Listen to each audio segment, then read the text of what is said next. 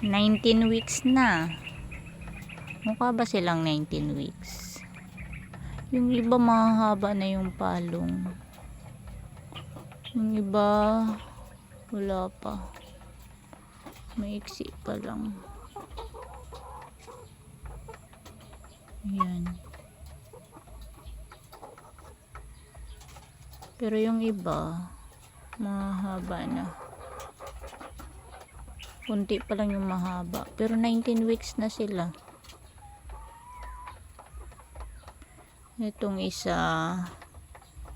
hiniwalay namin gawa ng kulay green yung tae niya. Ayan. Tumamlay siya tas naging green yung tae.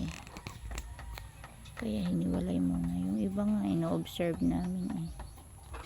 Tulad nito. Yung mga tae nila.